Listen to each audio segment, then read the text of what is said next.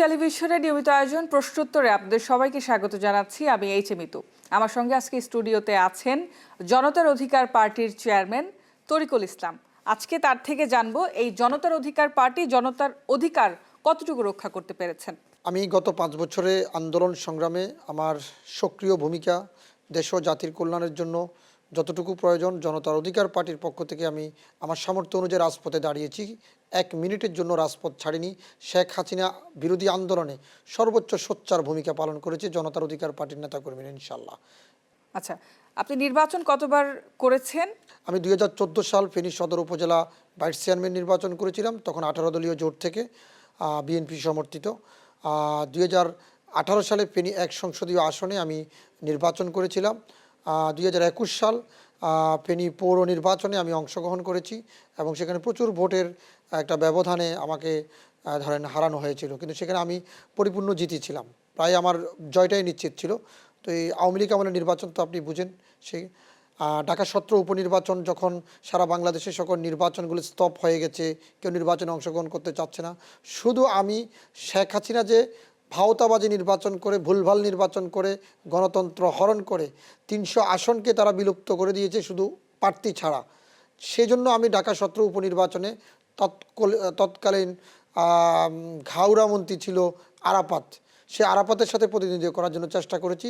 আমি সেটাও প্রমাণ করেছি যে আওয়ামী লীগ গণতন্ত্রকে কখনো বিশ্বাস করে না, সে নির্বাচনে অংশগ্রহণ করে, তাই করেছে আরাফাত বিনা ভোটে নির্বাচিত হয়েছে। কিন্তু আপনি কি নির্বাচন করলেন? আপনি তো 3 ঘন্টার মধ্যে নির্বাচন বর্জন করে চলে আসছেন, আপনি তো শেষ পর্যন্ত ছিলেন না। প্রথম কথা হচ্ছে যে আমাকে কেন্দ্রেই ঢুকতে দিচ্ছে না ভোটের দিন, আর কেন্দ্রে যেখানে আমাকে ভোটের দিন প্রবেশ করতে দিচ্ছে না সেখানে তো আমি ভোটের পরিবেশ দেখছি না।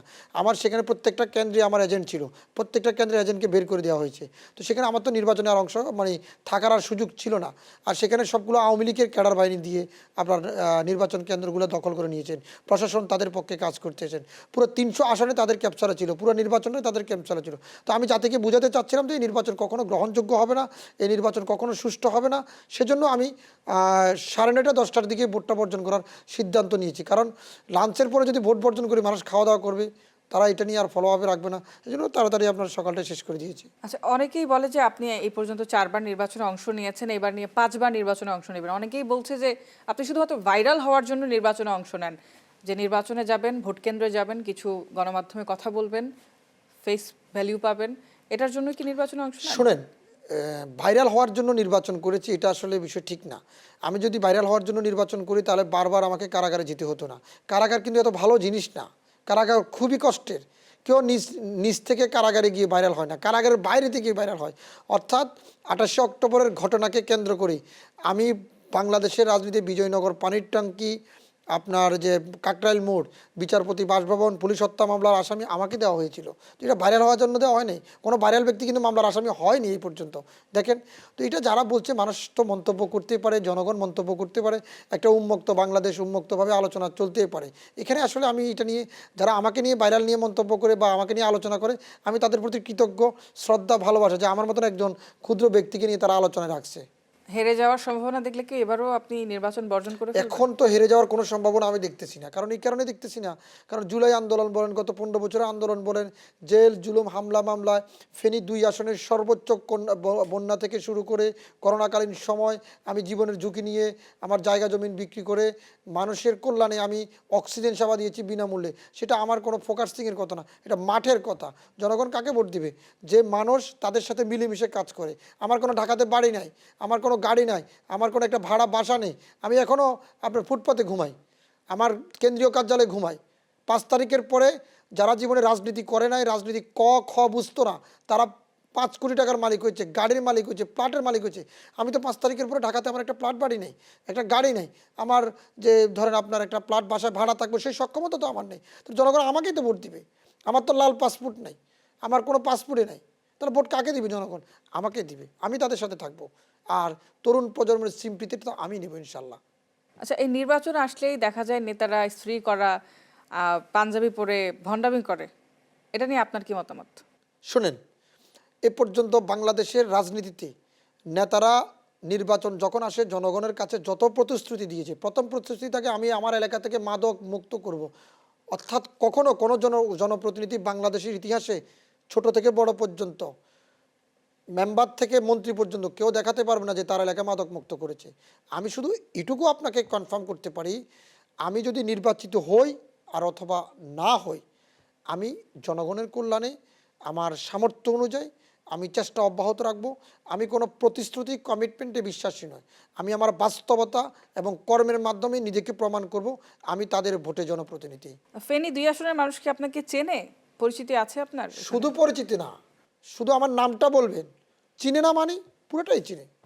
ভোট দিবে আপনার মনে ভোট হয়? ভোট তো তাদের ব্যক্তিগত মতামত, সেটা তো আমি বলতে পারবো না, তবে আমি আমার কর্ম দিয়ে তা ওখানে তো জয় করে বিএনপির নেব। হেভিওয়েট প্রার্থীও আছে। আছে বিএনপি, ওখানে তো বিএনপি অধ্যুষিত এলাকা, সেখানে এবার আপনার দাপটের সঙ্গে বেড়াবো ইনশাল্লাহ। খেলা হবে ইনশাল্লাহ, মজার খেলা হবে, সারা বাংলাদেশের ইতিহাসের শ্রেষ্ঠ খেলা হবে ফেনী 2 আসনে। আচ্ছা, আপনি বলছিলেন যে বিএনপির সঙ্গে আপনি অনেক যুগপৎ আন্দোলনে তাদের সঙ্গে ছিলেন, তবে বিএনপি আপনাকে তাদের দলে নিল না কেন? আপনার কি কোনো না, আমি তো তাদের দলে যুক্ত হওয়ার কোনো সম্ভাবনা নেই, কারণ আমার দল জনতার অধিকার পার্টি নিয়ে কাজ করছি, জনতা আমার একটা দল। বরং বিএনপি চাইলে আমার দলে যুক্ত হতে পারে, কারণ আমার দলের লোক সংখ্যা কম, ওরা চাইলে আমার দলে যুক্ত হতে পারে। আর বিএনপি আমাদের সাথে আমার সাথে বেশি মির্জাপুরি করেছে, কারণ যাদেরকে নমিনেশন দিয়েছে, যাদেরকে দল, এই যে দেখেন বিএনপি ইতিমধ্যে দেখেছেন দলগুলো বিলুপ্ত করে তাদের ক্যান্ডিডেট দেওয়া হয়েছে, যে অনেক দলকে বিলুপ্ত করে নিয়েছে। দেখেন একটা দলও কিন্তু বিলুপ্ত হয় নাই। কিন্তু এই কথা বাংলাদেশের রাজনীতিতে বা বাংলাদেশের কোনো মিডিয়া কিন্তু কথাটা প্রকাশ করে নাই। একটা দলও এই পর্যন্ত বিএনপি বিলুপ্ত করতে পারে নাই, সবগুলো দল কিন্তু জোটে আবার হয়ে গেছে। আমি বিলুপ্ত হয়েছি শুধু আমি, কিন্তু আমার বুকে চেয়ারম্যান বানিয়ে আমার দলটা ওখানে রেখে দিয়েছি। এটা কি গণতন্ত্র হলো? তারেক রহমান সব কিছু সরাসরি জানার পরেও তারেক রহমানের কোনো ব্যবস্থা নিচ্ছে না। তারেক রহমান এখনও ভুল পথের ভুল রাস্তা আসছে। তারেক রহমানের দুই পাশে যারা আছে চামচাগুলো এখনও সে বিদায় করতেছে না। যতক্ষণ পর্যন্ত চামচাগুলোর কান কথা শোনা বন্ধ করবে, ততক্ষণ পর্যন্ত উনি দেশে উন্নতি করতে পারবে না। আচ্ছা, আপনি তারেক রহমানের পাশে যেতে পারেন না বলে কি আপনার কোনো? ভাই, তারেক রহমানের পাশে যাওয়ার ইচ্ছা আমার আছে, তবে এত ইচ্ছা নাই যে আমি জকি দিয়ে যেতে হবে আমাকে, ঠিক না? তারেক রহমান চাইলে আমাকে কল করবে, কারণ কেন করবে? ওই রাজপথে আমার রক্ত আছে, রাজপথে আমার জেল জুলুম আছে, আমার কষ্ট আছে, পরিশ্রম। একজন ভালো স্টুডেন্টকে, একজন ভালো আপনার কর্মচারী বা যিনি আপনার ভালো কাজ করেন, তাকে তো আপনি সবসময় তাকে আপনার কাছে ডাকবেন, সে আপনাকে ডাকবে না, আপনি তার কর্ম দেখে তাকে ডাকবেন। আমার যদি কর্ম ভালো হয় তারেক রহমান অবশ্যই আমাকে ওয়েলকাম জানাবে, আর যদি আমার কর্ম না ভালো হয় আমি সেটা ফুটিয়ে দেখে দেবো। আমি রাজপথের আন্দোলনের একজন অগ্নিপুরুষ, কাজে আমাকে আপনি হটানোর কিছুই নেই। আমি আজকে পারিনি কালকে পারবো, কালকে পারিনি পরশু পারবো। একবার, দুইবার, তিনবার, চারবার, পাঁচবার, ছয়বার, 10 বারের সময় ইনশাল্লাহ আমি বিজয় হব। বিজয় আমাকে হতেই হবে, গণতন্ত্রের জন্য, দেশের মানুষের জন্য। সত্যিকারী মানবিক একজন মানুষ হয়ে আমি ফেনি না, সারা বাংলাদেশকে আমি দেখাবো। আপনি বলছিলেন আপনার উপর হামলা হয়েছে অনেকবার। শুধু হামলা না, হামলা, মামলাও হয়েছে। আক্রোশটা কি, কি কারণে হামলা হয়েছে? ওই যে আমি শেখ হাসিনা বিরোধী আন্দোলন করি, সংগ্রাম করি, এবং আমার এখানে আওয়ামী লীগ যে মামলাগুলো আমাকে দেয় নাই, বা আওয়ামী লীগ যে ষড়যন্ত্র করে তার চেয়ে বেশি ষড়যন্ত্র করছে আমার যুগপথে আন্দোলনে যে সমস্ত শরিক দল ছিল তারা। কেন করছে জানেন?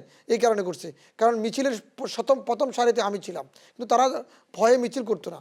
অনেক সময় দেখা গেছে কি যে তারা আপনার পুলিশকে ফোন করে, এই যুগপথ আন্দোলনের অনেক দল পুলিশকে ফোন করে, ভাই এই আপনারা কিছু মনে করেন না, আপনারা 10 মিনিট পর আসে, আমরা একটা ছবি তুলে চলে যাব।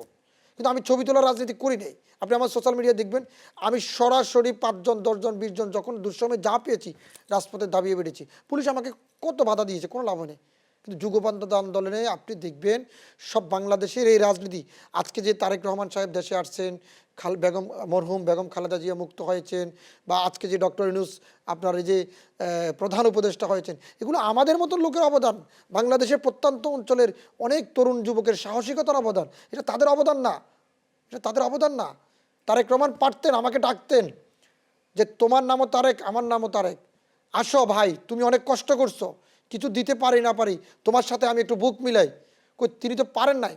তিনি এসে পারতেন খোঁজ খবর নিতে যে বাংলাদেশের রাজনীতির যে অঙ্গনে কারা এই জুলাই আন্দোলন, কারা গত 15 বছর জেল কেটেছে, জুলুম কেটেছে, কোন রাজনৈতিক দলের নেতা বেশি মামলা খেয়েছে, যুগপথ আন্দোলনে কোন দলটা সবচেয়ে বেশি কষ্ট করেছে, তাকে ডাকতে পারতেন। তারেক রহমান ব্যর্থ হয়েছেন, পরিপূর্ণ ব্যর্থ হয়েছেন, আমার সাথে মির্জাফরি করেছেন। আপনি বলছিলেন 5ই আগস্টের পর আপনার শরীর স্বাস্থ্য ভালো হয়েছে, মোটা তাজা হয়েছে, এটার কারণটা কি বলেন তো? ওয়েটটা বেড়ে গেছে 5 তারিখের পর, অটোমেটিকলি কি আমার ওয়েট বেড়ে গেছে, শরীরের ভিতরে এক ধরনের এনার্জি চলে এসেছে, এটা মনে হয় এক ধরনের সুখে, কিন্তু আবার আমার মাঝে মধ্যে কষ্ট হয়, দুঃখ হয়, চাঁদাবাজি করেছেন ভয় নাকি? হয়। চাঁদাবাজি? না, ব্যবসা আগে থেকে অনেক খারাপ, আমি ছোটোখাটো ব্যবসা করি তো। 5 তারিখের আগে আমার ব্যবসা ভালো চলছিল, কিন্তু এখন 5 তারিখের পরে সবাই আমাকে বড় নেতা দাবি করে, এই জন্য অনেকের কাছে যেতে পারি না, তারপরেও যাই। এত ভালো অবস্থানে নাই। আপনি হিরো আলমের সঙ্গে যখন নির্বাচন করেছিলেন, আমরা দেখেছি হিরো আলমকে ভেবে, আপনাকে ভেবে হিরো আলমকে অ্যাটাক করা হয়েছিল একবার। তো আপনার কি মনে হয় যে আপনার আর হিরো আলমের কোনো দিক দিয়ে কোনো এখানে মিল হচ্ছে আছে?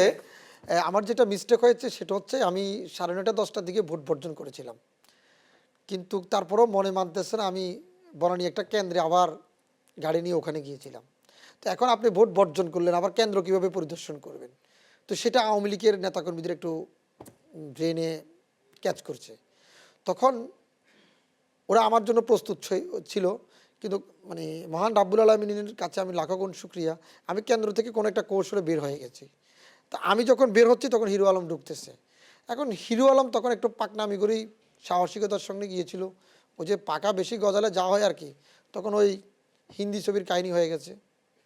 আপনার কি মনে হয় দেশে এবার একটি সুষ্ঠু নির্বাচন হবে, যেখানে কোনো এরকম আক্রমণ হবে না, হানাহানি মারামারি হবে না, সুষ্ঠু একটি নির্বাচন হবে? বাংলাদেশে সুষ্ঠু নির্বাচন হবে এটাও আমাকে চিন্তা করতে হবে। বাট হয় 2009 থেকে 2018 পর্যন্ত একই নির্বাচন হবে, বাংলাদেশের রাষ্ট্র ব্যবস্থা একই পথে হাঁটছে। বিএনপিকে শুধু গায়ে তেল তেল দিয়া মালিশ টালিশ করে আস্তে আস্তে নির্বাচনে আনতেছে। শেখ হাসিনা যেরকম ফুটবল নিয়ে ফুটবলের মতন খেলেছে সবাইকে, এই যে ধরেন আপনার 18 সালে যেরকম বিএনপিকে নির্বাচনে এনেছে, একবারে চক্কা ধরা দিয়েছিল, ঠিক এই নির্বাচনও চক্কা ধরা দিবে বিএনপিকে। কেন জানেন?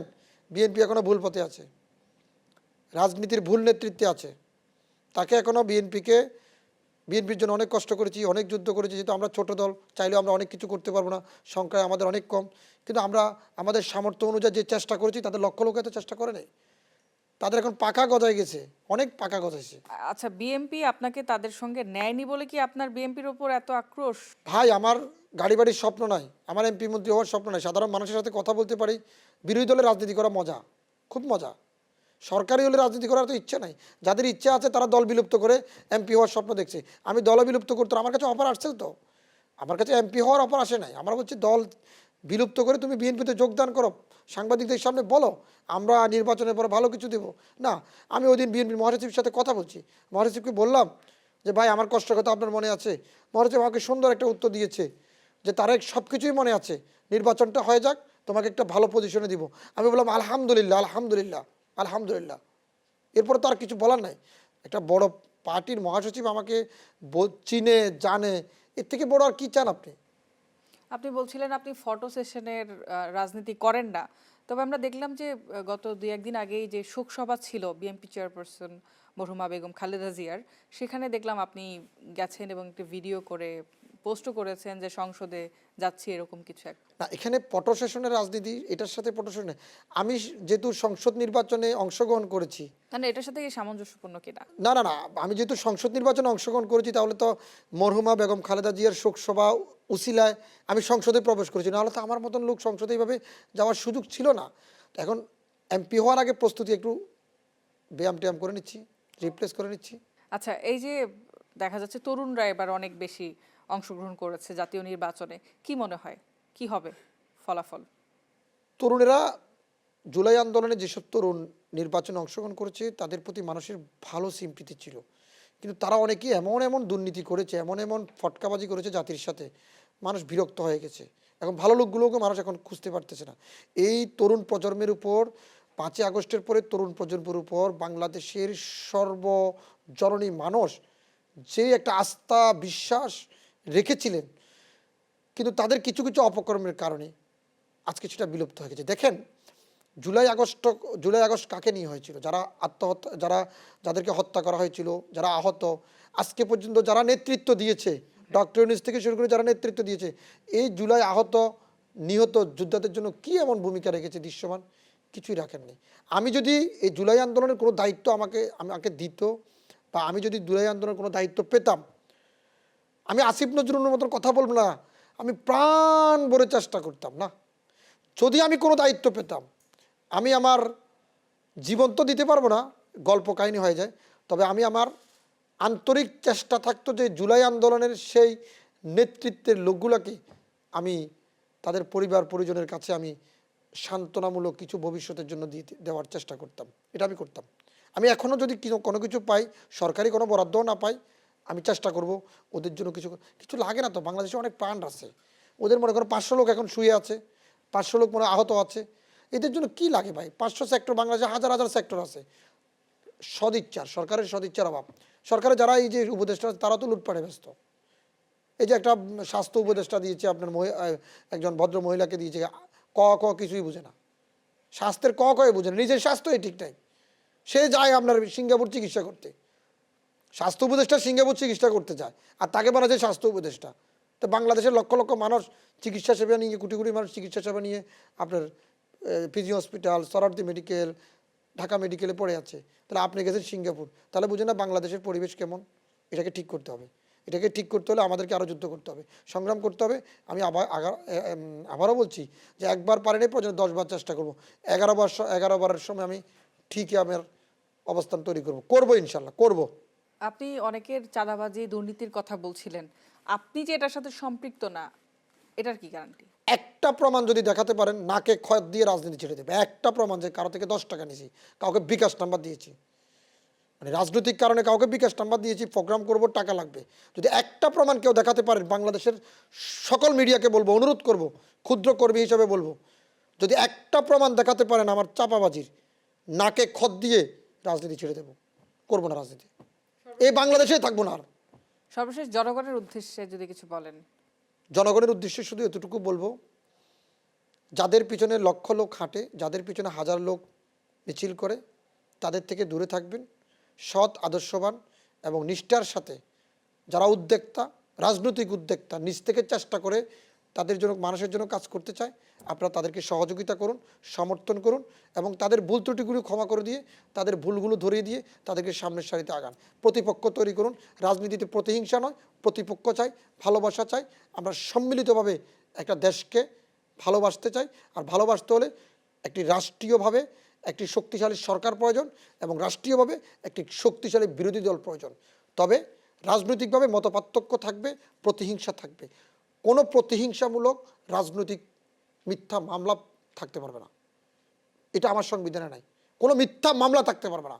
অন্যায় করছে আপনি রাজনৈতিকভাবে তাকে মামলা দিন, কিন্তু আপনি মিছিলে ছিল 5 জন, অজ্ঞাত দিবেন 300 জন, এরপরে আপনার সাথে আমার পারিবারিক শত্রুতা আছে, একজনকে মামলা দিবেন। এই যে দেখেন 5 তারিখের পরে আওয়ামী লীগের অনেক নেতাকর্মী জেলে আছেন, অন্যায় করছে একজন। সেক্ষেত্রে 5 তারিখের পরে যারা আমরা সুযোগ সন্ধানী রাজনৈতিক নেতৃবৃন্দ গত 15 বছরও লুটপাট করেছেন, বিরোধী দল, আপনি দেখেন বাংলাদেশের রাজনীতি আপনি শুধরাবেন কোথায়? বাংলাদেশে যারা বিরোধী দলের রাজনীতি করছে গত 15 বছর, তারাও অনেকে হাজার কোটি টাকার মালিক। হলফনামা দেখেন কিভাবে। আবার মাইকের সামনে আসি বলে যে আমরা তো কত কষ্ট করেছি, কত পরিশ্রম করেছি, কত জুলুম নির্যাতনের শিকার হয়েছি। আর একটা হলফনামা দেখে 6 গুণ ইনকাম বাড়ছে। কোত্থেকে আসলো ভাই? এই মহারাজার ধন কোত্থেকে আসলো? কেউ কোনো মিডিয়া জিজ্ঞেস করছে? জনগণ জিজ্ঞেস করছে? করে নাই। আগে প্রতিবাদ করার সুযোগ ছিল, এখন কি প্রতিবাদও কেউ করে না। কত মানুষ মারা যায়, ওই যে গতদিন 6 জন মারা গেছে, অমুক দিন মারা গেছে। মানুষের প্রাণের কোনো দাম নাই, মানুষের জীবনের কোনো মূল্য নাই, কোনো মূল্য নাই। এই বাংলাদেশে মানুষের কোনো মূল্য নাই। একটা জীবন একটা বুলেটে চলে যাচ্ছে, কোনো মূল্য নাই। হাদি হত্যার বিচার পেয়েছেন? পান নাই, পাবেনও না। হাদি বলছিল কি যে আমি মরে যাব, আমাকে মেরে ফেলবে, কিন্তু আমার কোনো আফসোস না, আমার একটাই আফসোস যে আমাকে যারা হত্যা করবে বাংলার মাটিতে তাদেরকে বিচার করুন, বাংলার মানুষ দেখুক। তার তো কোনো চাওয়া ছিল না। আর আমার বাচ্চাটাকে দেখে করছেন, করতে পারেন নাই, পারবেন না। বাংলাদেশ হচ্ছে লাশের উপর রাজনীতি করে। এই বাংলাদেশটা লাশ নিয়ে রাজনীতি করে, এটা কখনো বন্ধ করতে পারবেন না। কারণ বাংলাদেশে কোনো সৎ মানুষ রাজনীতিতে আসবে না। কেন আসবে না জানেন? শুধুমাত্র প্রতিহিংসার কারণে, শুধুমাত্র আমাদের মতো সাধারণ মানুষের তুচ্ছ তাচ্ছিল্যের কারণে। ধন্যবাদ আপনাকে। Thank you.